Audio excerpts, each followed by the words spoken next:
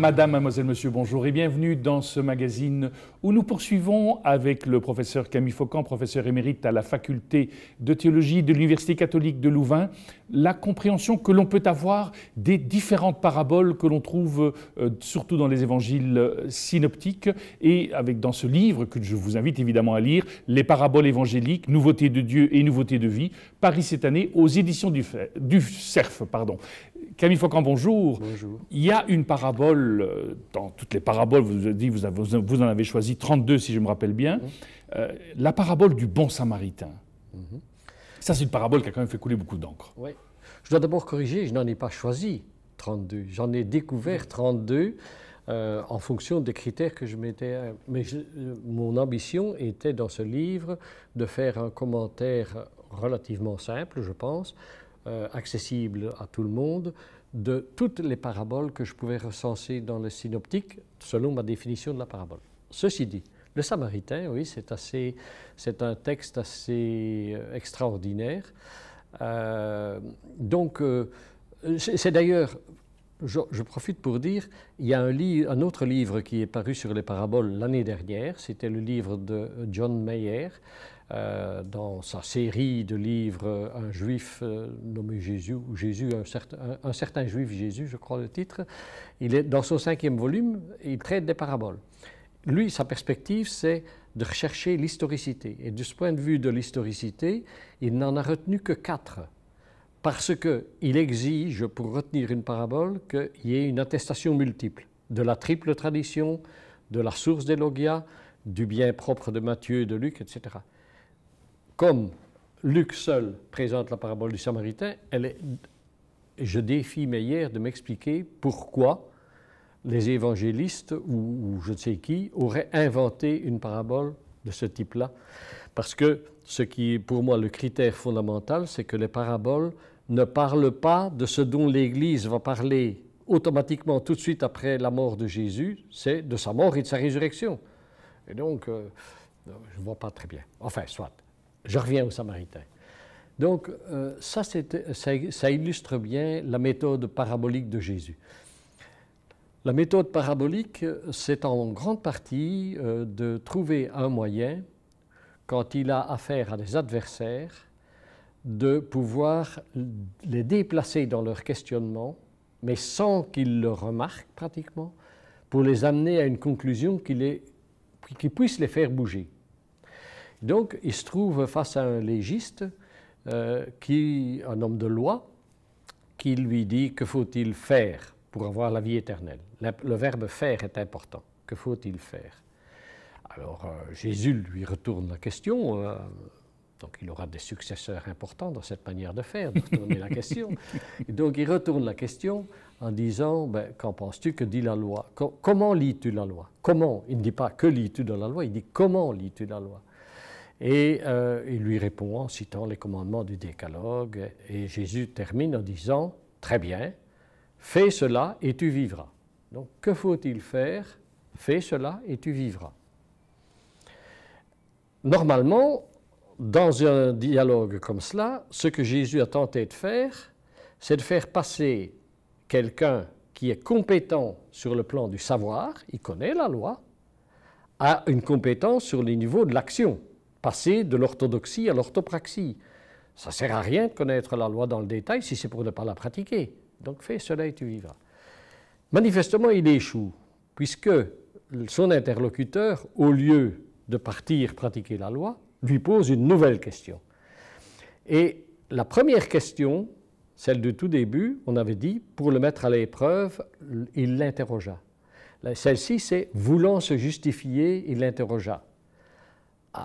Parce qu'il avait dit « Aime ton prochain, fais cela et tu vivras ». Mais qui est mon prochain? Alors, Jésus, à ce moment-là, lui raconte une parabole. Et la parabole devrait faire passer l'homme d'un type de question à un autre type de question. Alors, en fait, la question de départ, c'est « Qui est mon prochain ?» Et la question finale de Jésus, c'est « Lequel, à ton avis, est devenu le prochain d'eux ?» Ça, c'est quand même intéressant parce que On est passé de l'être au devenir. Donc, quand il dit « qui est mon prochain ?»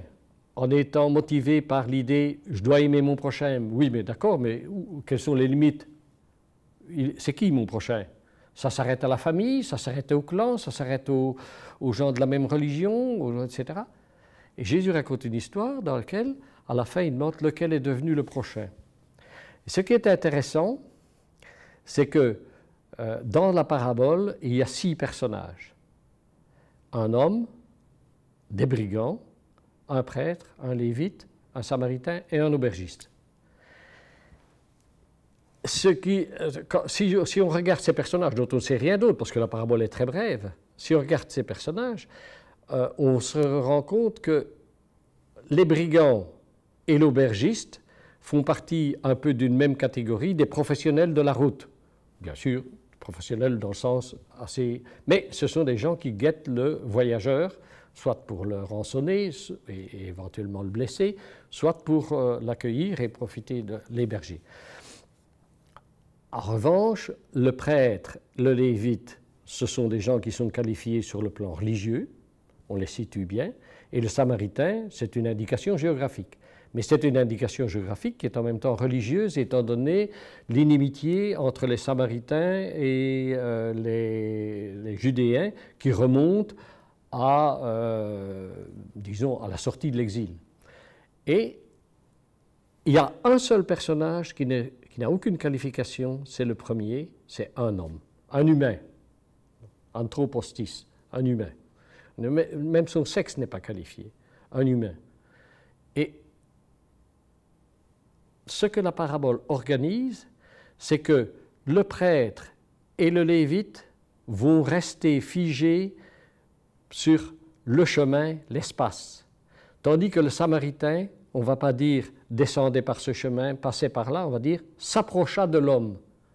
Il s'approche de l'homme sans se poser aucune question sur est-ce qu'il est de ma race, de ma religion, quelle est sa carte d'identité, sa couleur de peau, etc. Rien. Il le prend comme un être humain. Et quand à la fin Jésus pose la question « lequel, à ton avis, est devenu le prochain de celui qui était tombé aux mains des brigands ?» La réponse, je l'ai fait dans des auditoires souvent, disant « vous ne regardez plus le texte, vous me répondez ». Presque toujours, il disait « le Samaritain ». Le texte dit « c'est celui qui a fait preuve de miséricorde envers l'homme blessé ». Donc, ça veut dire que le texte ne réintroduit pas les particularités géographiques ou religieuses, et on se rend compte que c'est l'humain universel qui est concerné par cette parabole. Alors maintenant, nul ne sait ce que le légiste a répondu. Le texte s'arrête là. C'est ce qu'on appelle une finale ouverte. Et la finale ouverte, c'est un procédé très intéressant pour secouer le lecteur, parce que c'est la place du lecteur. En fait, le légiste a fait preuve d'une grande capacité sur le plan théorique à décoder l'histoire, mais il n'a pas encore montré qu'il faisait preuve d'une compétence sur le plan pratique. Or, c'est cela qui va compter d'après le dialogue qu'il a avec Jésus. Voilà donc pour le Samaritain. Donc, parfois j'hésite à supprimer le titre Parabole du Samaritain, mais comment devient-on miséricordieux? Il me semble que ça serait plus logique. Ceci dit, le fait que Jésus fasse passer d'un type de question à un autre type de question a secoué pas mal les biblistes qui, disons, ceux qui faisaient une lecture historico-critique du texte disaient « oui, mais ce sont deux sources différentes parce que ça se contredit ». Par contre, Françoise Dolto, par exemple, dans son célèbre livre « Les évangiles au risque de la psychanalyse », et de fait, il risquait pas mal les évangiles, explique que, donc, ce que Jésus veut dire, c'est qu'il faut aimer les Samaritains, il faut aimer ceux qui vous feront preuve de miséricorde envers vous. On peut se demander si c'est pas, il faut aimer son psychanalyste. Hein? Donc, ça, c'est parce que c'est quand on ne voit pas que le but de la parabole, c'est de faire passer d'un type de questionnement qui n'est pas adapté et qui mène sur de fausses pistes à un type de questionnement qui est adapté à la nouveauté de vie, justement, que Jésus propose. Qui est effectivement, donc, de faire acte de miséricorde. Exactement, exactement. Donc la miséricorde est essentielle et donc on revient à la thématique que les paraboles, la plupart des paraboles en tout cas, ont pour but de souligner combien l'action miséricordieuse qui dépasse ce qui serait attendu normalement, tout simplement, et ce qui est usuel, c'est capital. Camille Faucamp, merci beaucoup. Nous arrivons au terme de ce magazine. Au nom de toute l'équipe qui l'a préparé, je vous souhaite une excellente journée. À très bientôt.